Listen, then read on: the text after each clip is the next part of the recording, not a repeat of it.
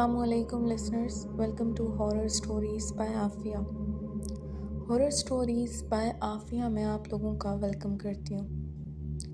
Listeners, आज की कहानी शेयर की है एक ऐसे शख्स ने जिसकी ज़िंदगी एक लम्हे में बदल गई जब इसने एक पुराना, सुनसान और मनहूस घर किराए पर लिया।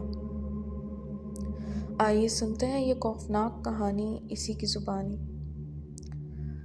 अस्सलामु अलैकुम, मेरा नाम काशिफ है और जो कुछ मैं आज आपको सुनाने जा रहा हूँ वो मेरी ज़िंदगी की सबसे भयानक याद है। एक ऐसा वाक़या है जिसे मैं जितना भूलना चाहूँ उतना ही वो मेरे ख्वाबों में, मेरी तन्हाई में, मेरे साए के साथ लौट आता है। ये सब कुछ उस वक्त शुरू हुआ जब मेरे वालिदैन एक हादसे में चल बसे। मैं बिल्कुल अकेला रह गया था। रिश्तेदार तो थे मगर वो सिर्फ ताज़ियत तक महदूद रहे। मुझे अपना बोझ खुद ही उठाना था। एक दिन दफ्तर से वापसी पर मेरी मुलाकात एक बुज़ुर्ग खातून से हुई। वो मेरे दफ्तर के करीब एक पुरानी किराए की एजेंसी चलाती थी। जब मैंने किराए के घर की बात की तो उन्होंने फ़ौरन एक घर की तजवीज़ की। ये घर शहर से थोड़ा दूर है, सुकून पसंद लोगों के लिए बेहतरीन है। किराया बहुत कम है क्योंकि मालिक ने कहा है कि बस कोई संभाल ले। मैंने सुना और फ़ौरन तैयार हो गया। अगले दिन उनके साथ जाकर घर देखा। दरवाज़ा बहुत भारी, जंग आलूद सा था। जैसे ही दरवाज़ा खोला एक ठंडी लहर मेरे जिस्म से गुज़र गई। अंदर हर चीज़ पुराने वक्तों की थी। लकड़ी की फर्नीचर, फर्श पर गर्द और दीवारों पर नमी के निशान। एक तरफ कमरा ऐसा था जैसे किसी ने सालों से इस्तेमाल न किया हो। मगर फिर भी मेरी माली हालत देखकर मैंने फ़ैसला कर लिया कि यही घर ले लेता हूँ। पहली रात में थकन से चूर बिस्तर पर लेटा ही था कि किसी बच्चे के रोने की आवाज़ आई। मैं चौंक गया। घर में तो मैं अकेला था। आवाज़ दीवारों से गूंजती हुई आ रही थी। मैं बाहर निकला, सारा घर छान मारा मगर कुछ न मिला। मैंने खुद को समझाया शायद थकन की वजह से वहम हो रहा है। मगर अगली रात फिर वही रोना और इस बार तो साफ अल्फाज सुनाई दिए, अम्मी अम्मी मुझे मत छोड़ो। मेरी रीढ़ की हड्डी में सर्द लहर दौड़ गई।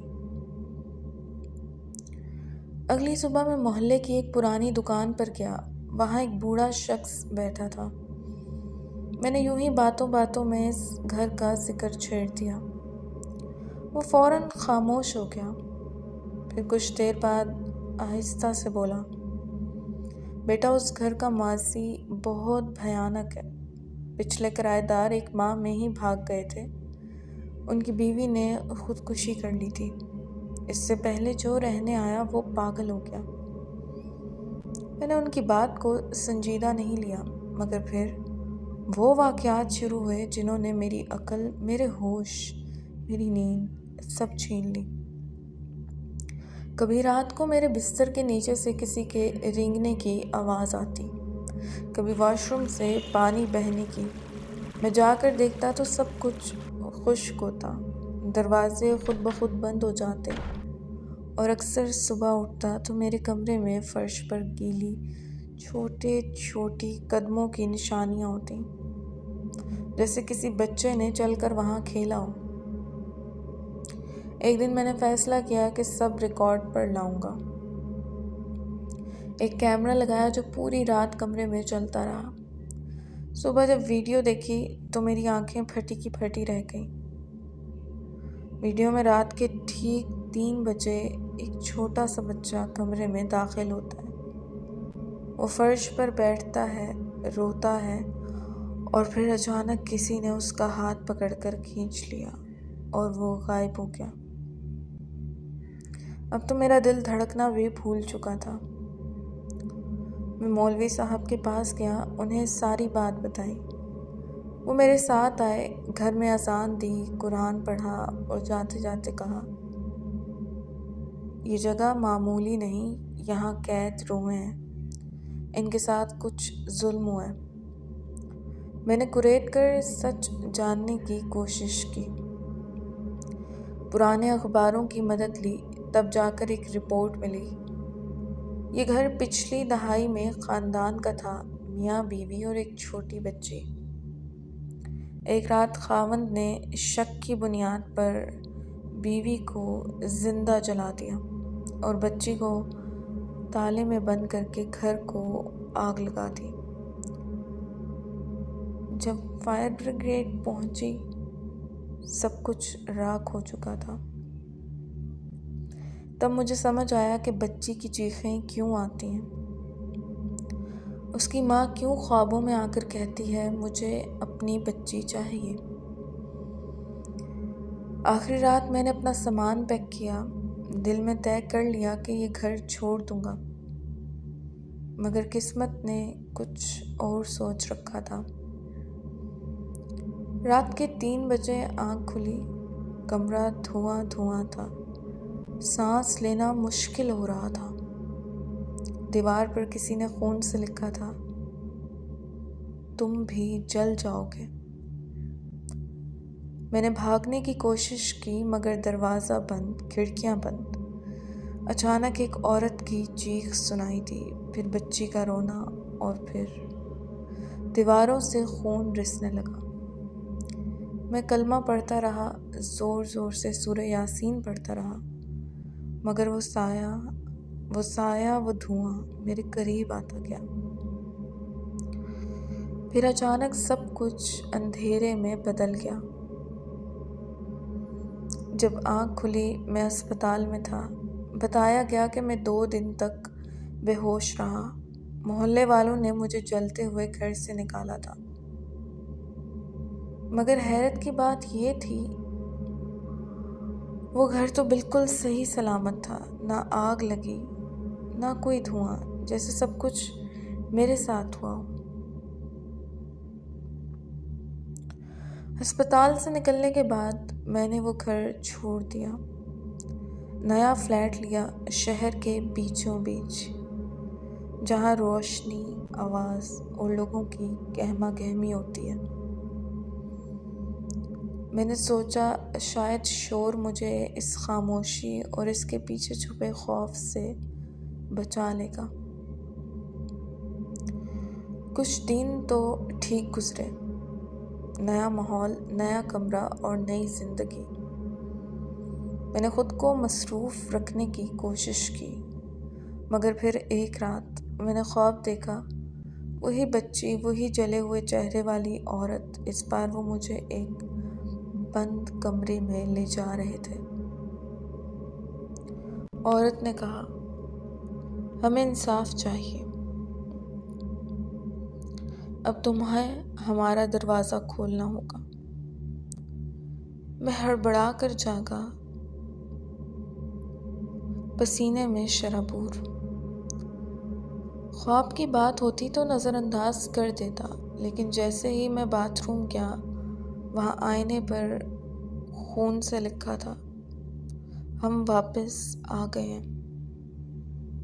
یہ کیسے ممکن تھا؟ میں تو اب نئے گھر میں تھا، پر وہ مجھ سے چمٹ چکے تھے۔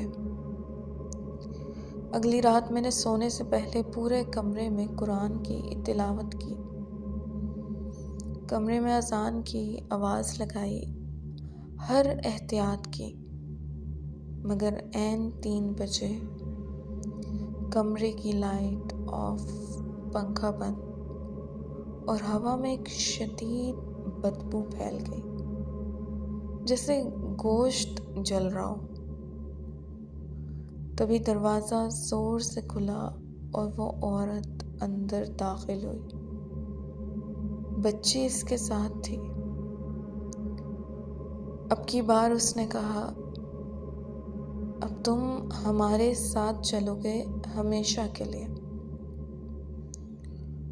میری زبان بند، آواز غائب، جسم بے جان۔ وہ آ کے میرے قریب جھکی،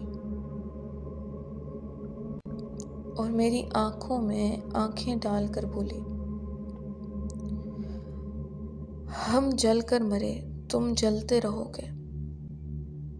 پھر میں نے ایک لرزتا ہوا منظر دیکھا، خود کو اسی پرانے گھر میں ہاتھ بندھے اور آگ میرے چاروں طرف بھڑک رہی تھی، اور وہ دونوں مجھے دیکھ کر ہنس رہے تھے۔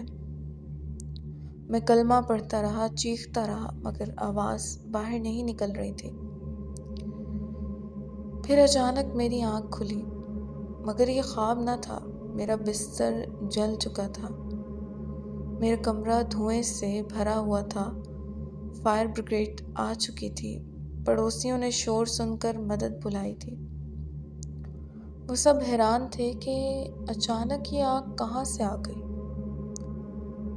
میں نے سب کچھ چھوڑ دیا، نوکری، شہر، اپنا نام، اور ایک دور دراز گاؤں میں آ کر چھپ گیا، جہاں کوئی فون نہیں، انٹرنیٹ نہیں، کچھ نہیں، بس قرآن، توبہ اور آنسو۔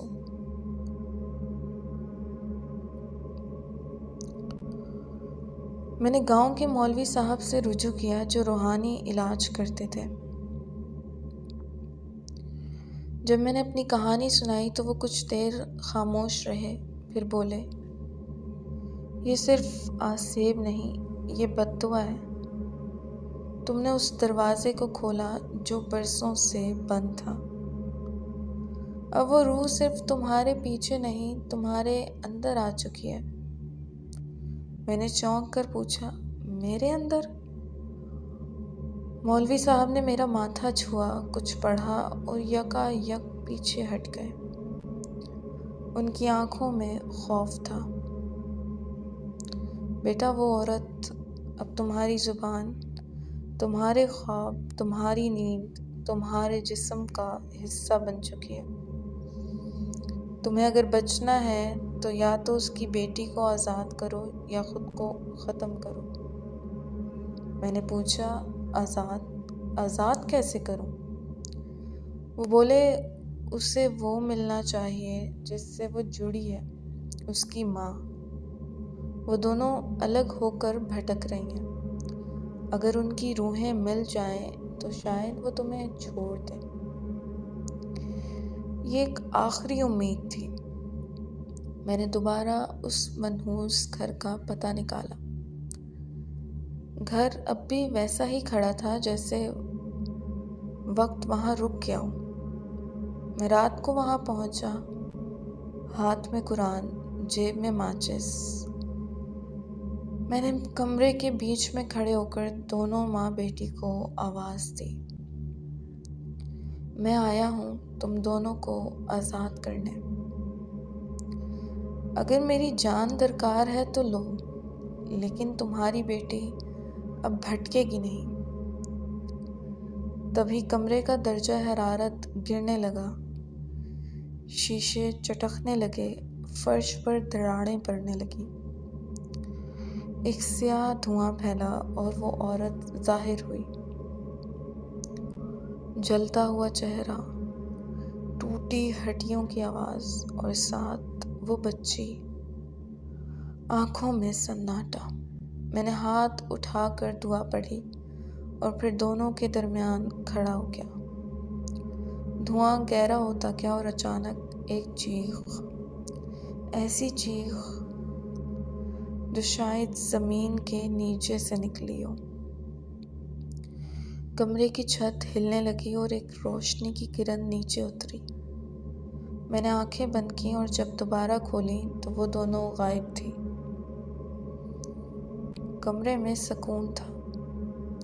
میں باہر نکلا، رات کے اندھیرے میں سانس لی۔ برسوں بعد دل پر سکون سا محسوس ہوا۔ میں نے سوچا، شاید میں بچ گیا، مگر یہ سوچنا میری سب سے بڑی بھول تھی۔ اگلی صبح جب میں گاؤں واپس آیا تو مولوی صاحب نے مجھے دور سے دیکھا اور فوراً مسجد کی طرف بھاگ گئے۔ میں نے ان کا پیچھا کیا، لیکن وہ دروازہ بند کر چکے تھے۔ دروازے کے باہر ایک پرچی لگی تھی، اس پر لکھا تھا، تم اب وہ نہیں رہے جو پہلے تھے۔ وہ تمہیں چھوڑ گئیں لیکن تم ان کا وارث بن چکے ہو۔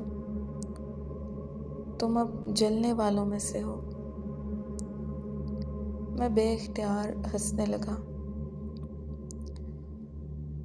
آج جب میں یہ داستان سنا رہا ہوں میری آواز بدل گئی ہے۔ میری آنکھوں میں آگ کی چمک ہے اور میرے وجود میں وہ عورت بولتی ہے، کیونکہ جب کوئی روح بار بار جلتی ہے تو وہ آخر کار کسی جسم کی تلاش میں نکلتی ہے۔ اب وہ تلاش پوری ہو چکی ہے، کیونکہ وہ جسم اب میں ہوں۔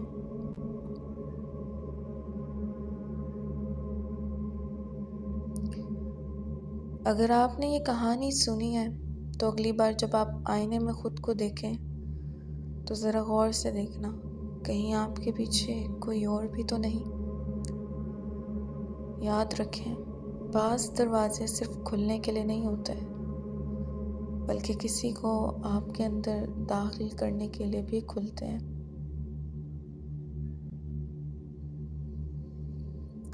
تو لسنرز، یہ تھی آج کی کہانی۔ امید کرتی ہوں اس کہانی کا اختتام آپ کو پسند آیا ہوگا۔ کہانی پسند آئی تو ویڈیو کو لائک اور چینل کو سبسکرائب لازمی کیجیے گا، تاکہ مزید ایسی کہانیاں آپ تک پہنچ سکیں۔ اپنا ڈھیر سارا خیال کیجیے گا، اس ناچیز کو دعاؤں میں یاد رکھیے گا۔ اللہ پاک ہم سب کو ہر قسم کی بلایات اور ناگہانی آفات سے محفوظ رکھے۔ ملتے ہیں پھر نئی کسی کہانی کے ساتھ، تب تک کے لیے فی امان اللہ۔